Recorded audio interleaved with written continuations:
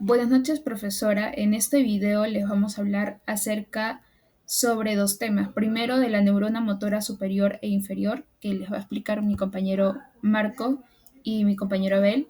Y luego les vamos a hablar sobre el mecanismo de éxito contráctil del músculo esquelético y el músculo liso, que va a ser explicado por mi compañero Juan y yo, Maricelo, quien les habla. La neurona motora superior es una célula piramidal cortical, la que inicia y regula la actividad motora voluntaria. Tiene como función ser el centro de comando de todo el sistema motor, donde va a iniciar, va a modular y coordinar el movimiento voluntario, asimismo ajustando el tono muscular y permitiendo la adaptación motora a lo largo de la vida. Está localizado en la corteza motora primaria, en específico la área 4 de Brodmann. Y bueno, tiene tres puntos, cuáles son la corteza motora primaria, la cual su función tiene generar impulsos que inician la contracción muscular voluntaria, y en relación con la neurona motora superior, la cual va a ser el origen de los axones de la neurona motora, y donde van a estar incluidas las células de Betz. También está la corteza premotora, la cual tiene como función planificar movimientos complejos y secuenciales. En la relación con la neurona motora superior, es la que va a organizar el movimiento antes de que la corteza motora primaria lo ejecute. Y como punto 3 está la área motora suplementaria, que tiene como función coordinar movimientos bilaterales, posturas y patrones motores sorprendidos.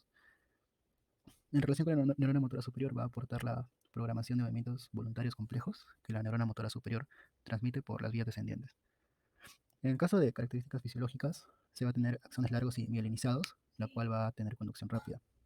Esto va a servir para que la señal motora llegue casi sin retraso desde la corteza hasta la médula espinal, lo cual va a garantizar movimientos precisos y coordinados. También está el neurotransmisor excitador, que es el glutamato, el cual va a servir para activar de forma eficaz a interneuronas y neuronas motoras inferiores, permitiendo así que el impulso sea lo más suficiente fuerte para generar un movimiento.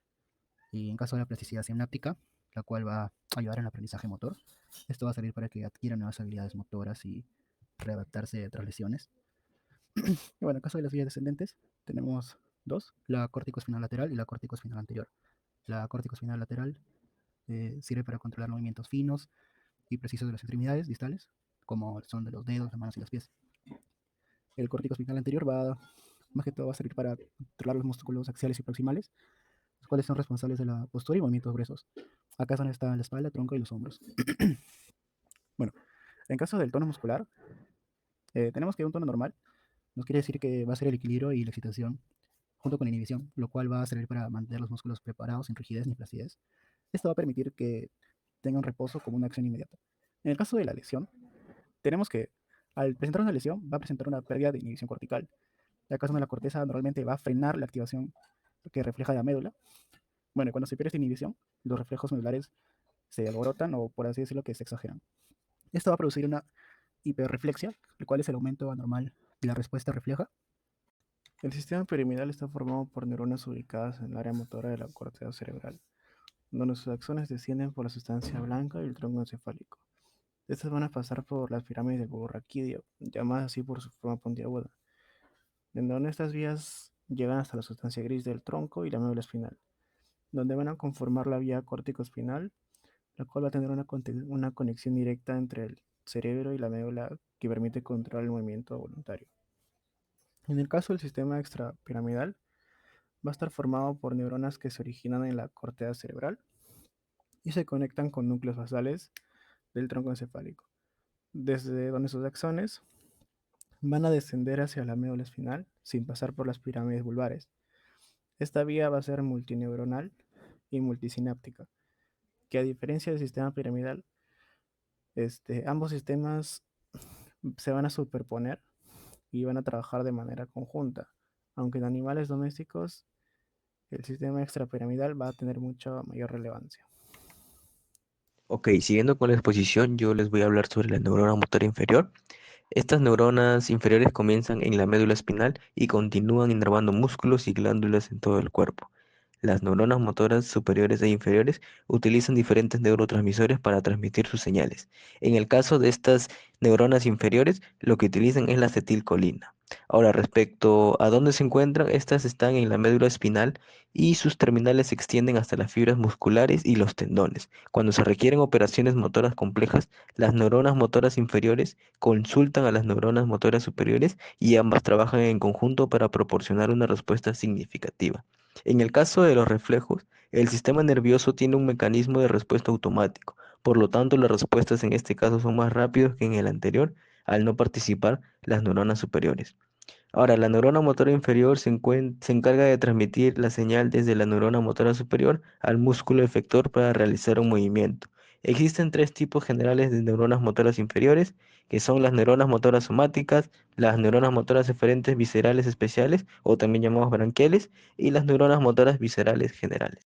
Siguiendo con la exposición, tenemos a las neuronas motoras somáticas que se encuentran divididas en tres, en alfa, beta y gamma, siendo las alfa las más grandes y más importantes, ya que inervan a las fibras musculares extrafusales que son las responsables de la contracción fuerte del músculo, además de localizarse en el asta anterior de la médula espinal o también llamadas células del asta anterior. Ahora, se sabe que cada axón de una motoneurona alfa se ramifica y controla varias fibras musculares que forman una unidad motora.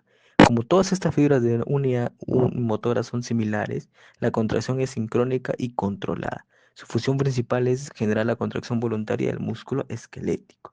Ahora, respecto a las betas, estas son menos conocidas y poco estudiadas, pero se sabe que inervan tanto a fibras extrafusales como la contracción muscular y a fibras intrafusales, que es donde están los usos musculares. Además, se cree que cumplen un papel intermedio en la regulación fina del movimiento y la sensibilidad muscular. Ahora, en cuanto a las gamma, estas inervan exclusivamente a los usos musculares, que son receptores sensoriales dentro del músculo. Se sabe que no producen fuerza directamente, sino que regulan la sensibilidad del uso al estiramiento. Y además se activa junto con las alfa, que es donde se da la coactivación alfa-gamma, lo que ajusta el tono y la precisión del movimiento. Un ejemplo sería cuando un músculo se estira, las gamma ajustan la sensibilidad del uso para que la respuesta refleja sea adecuada. Ahora, en cuanto a alteraciones clínicas, se sabe que si las motoneuronas alfa fallan, lo que produce es que el músculo no se contrae adecuadamente, conllevando una debilidad o parálisis. Y en cuanto a las gammas, si es que estas fallas, el uso muscular no regula bien lo que es la sensibilidad, produciendo una alteración del tono muscular, lo que es una hipotonía o hipertonía. Ahora, en cuanto a las neuronas motoras branquiales, estas están ubicadas en el tronco encefálico y forman parte de algunos nervios craneales como el 5, 7, 9, 10 y 11. Su función principal es mover los músculos de la cabeza y cuello, que vienen de los arcos branquiales, como los de la masticación, expresión facial, deglución, fonación y la postura del cuello, ¿no? Estas neuronas reciben órdenes de la corteza motora para movimientos voluntarios, como por ejemplo decidir masticar, y también de centros reflejos para funciones automáticas como comer o respirar. Fisiológicamente funcionan igual que otras motoneuronas, liberan acetilcolina en la unión neuromuscular, lo que provoca un potencial de acción en la fibra muscular, permitiendo la entrada de calcio y finalmente la contracción muscular. Ahora, esto es muy importante porque coordinan movimientos que requieren precisión y sincronización, como hablar o comer, además de participar en reflejos vitales como la tos, vómito o deglución. Ahora, si se dañan, aparecen problemas como dificultad para comer, que es la disfagia, voz alterada como la disfonía, o parálisis facial, ya que el músculo no recibe la señal o no responde adecuadamente, ¿no? Ahora, en conclusión, se podría decir que estas motoneuronas permiten tanto el movimientos voluntarios como reflejos automáticos en la cabeza y cuello, ¿no? De esta manera asegurando funciones vitales y expresivas. Continuando, tenemos las neuronas motoras viscerales. Estas forman parte del sistema nervioso autónomo, por lo que controlan funciones involuntarias, ¿no? Se dividen en simpáticas y parasimpáticas y están ubicados en núcleos específicos del tronco encefálico y de la médula espinal, ¿no? Fisiológicamente, sus axones no llegan directamente al órgano, sino que hacen una sinapsis en ganglios autónomos con una segunda neurona, que es la motoneurona postganglionar. Usan neurotransmisores como la acetilcolina y la noradrenalina, dependiendo de si son simpáticas o parasimpáticas. Controlan la contracción del músculo liso, por ejemplo, arterias, estómago, intestino, bronquios, o el músculo cardíaco, que es el ritmo y fuerza de contracción, y la secreción de glándulas, que es saliva, sudor, jugos gástricos, etcétera, ¿no? Respecto a sus funciones fisiológicas, en las simpáticas lo que hace es aumentar la frecuencia cardíaca, dilatan los bronquios, inhiben digestión y preparan el cuerpo para el estado de alerta, respuesta de lucha o huida. En cuanto a las parasimpáticas, lo que hace es disminuir la frecuencia cardíaca, estimulan digestión, promueven el descanso y la conservación de energía, ¿no?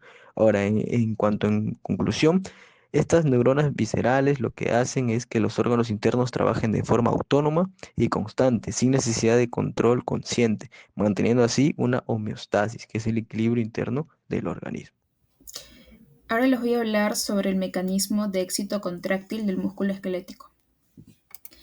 Bueno, en esta imagen podemos ver la estructura del músculo esquelético. Vemos a un músculo que es el que engloba toda esta imagen. Produce el movimiento de tipo voluntario porque es esquelético. Vemos al fascículo, que son pequeñas estructuras que están dentro del músculo. Dentro de las fascículas hay pequeñas estructuras que se llaman fibras musculares y su función del fascículo es que permite distribuir la fuerza dentro del músculo. Vemos también a un perimecio que rodea a la fascícula. Vemos la fibra muscular, que es una célula multinucleada alargada rodeada por sarcolema. El sarcolema tiene como función unidad funcional básica del músculo. El sarcolema rodea a la fibra muscular, solo a la membrana de la fibra muscular. Vemos a un endomisio que rodea cada fibra muscular de manera individual. También vemos a una miofibrilla, que son pequeñas estructuras que están dentro de la fibra muscular. La miofibrilla son áreas de filamento contráctil, son responsables de la contracción y está compuesta por secciones repetidas que está delimitando la línea Z, y eso vendría a ser el sarcómero. El sarcómero tiene como función que es la unidad funcional de la contracción y el epimicio rodea a todo el músculo. En este mecanismo vamos a ver primero la fase de excitación, segunda fase la propagación, tercera fase contracción o ciclo de los puentes cruzados y la cuarta fase relajación. En esta imagen vemos las 4 fases del mecanismo de éxito contráctil del músculo esquelético. Primero observamos la fase de excitación, ¿no? Donde debe de llegar un potencial de acción que va a aperturar los canales de calcio dependientes de voltaje e ingresará el calcio a la neurona presináptica. Cuando ingrese el calcio, se fusionará las vesículas con la membrana celular presináptica para que se dé por exocitosis la liberación de la acetilcolina. La acetilcolina se libera a la hendidura sináptica y se unirá con el receptor nicotínico de la neurona postsináptica, el N2. El receptor nicotínico va a permitir el paso del sodio al interior y del potasio al exterior. En la placa motora va a haber una despolarización porque hará contacto con el ion sodio. Si la despolarización es grande, va a ser captada por los canales de sodio dependientes de voltaje. Luego la fase de propagación, donde el potencial de acción va a seguir propagándose por todo el sarcolema y va a entrar a los túbulos T. El potencial de acción va a seguir avanzando y se encontrará con el DHPR. El DHPR es un sensor de voltaje que va a captar cuando llegue un potencial de acción y va a avisar al RR, que son canales de sodio. Estos canales se van a abrir y va a liberar calcio. Luego vemos la tercera fase, que es la fase de contracción o ciclo de puentes cruzados. El retículo sarcoplásmico tiene almacenado bastante calcio. El calcio, al aumentar su nivel, se va a liberar y se va a unir a la troponina C. La troponina C va a hacer que la tropomiosina se mueva y deje libre a la actina y a la miosina. La miosina va a estar preparada porque ya va a hidrolizar el ATP. El ATP se va a romper y se cambiará a ADP fosfoinorgánico. Se va a liberar el fosfoinorgánico y va a quedar solamente el ADP. El ADP se va a unir con la actina y a eso se le va a llamar producción de puentes cruzados. La miosina cambia de posición junto a la actina y cuando aparece ATP dejará libre a la actina.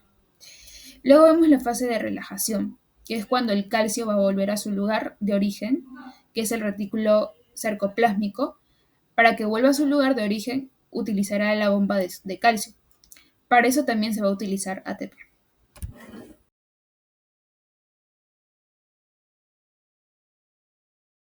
Ahora vamos a hablar acerca de la contracción del músculo liso. Primero, hay que tener en cuenta de que este tipo de contracción, a diferencia del músculo esquelético, va a ser involuntario. Esto debido a que su contracción y relajación son reguladas por mecanismos automáticos. También, como algunas de sus características, es que sus fibras van a ser fusiformes. Tienen un solo núcleo y la unión entre célula y célula se va a dar mediante uniones gap. y también de que su retículo sarcoplásmico va a ser pequeño. Ahora, sobre la contracción, vamos a poder ver en la imagen de que el calcio va a poder ingresar o se va a poder liberar. Esto es el estímulo que se va a dar previamente. El calcio, mediante el estímulo, va a poder ingresar del fluido extracelular hacia el citoplasma, o si no, se va a poder liberar del retículo sarcoplásmico al citoplasma.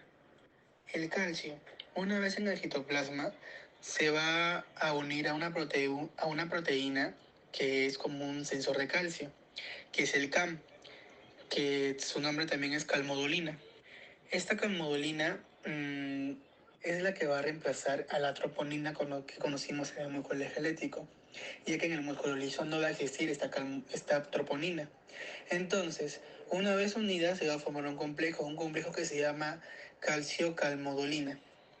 El complejo calcio-calmodulina va a activar a la quinasa de la cadena ligera de la miosina, que es el MLCK.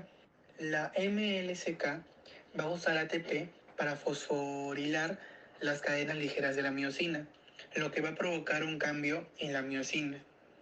Y esto va a hacer que aumente su gusto hacia la actina. Una vez la miosina esté fosforilada, se va a activar su ATPasa. Esto va a hacer que se hidrolice el ATP en ADP más PI. Y es ahí cuando se va a generar lo que conocemos puentes cruzados para que exista la contracción. Para que haya relajación, el calcio dentro de la célula tiene que disminuir, por lo que tiene que salir al líquido extracelular y también tiene que volver al retículo sarcoplásmico. Esto se va a dar mediante las bombas de calcio. Entonces, al bajar la concentración de calcio dentro de la célula, ya no se va a unir con la calmodulina, por lo que ya no se van a formar los complejos calcio-calmodulina. Y esto va a hacer de que ya no se mantenga activo lo que es la quinasa de la cadena ligera de miosina, que es el MLSK. Entonces, en ese momento va a actuar una enzima que se llama fosfatasa de la cadena ligera de miosina, o el MLSP. Esto va a desfosforilar las cadenas ligeras de la miosina. Y estas, al quedar desfosforiladas, ya no van a poder interactuar con la actina.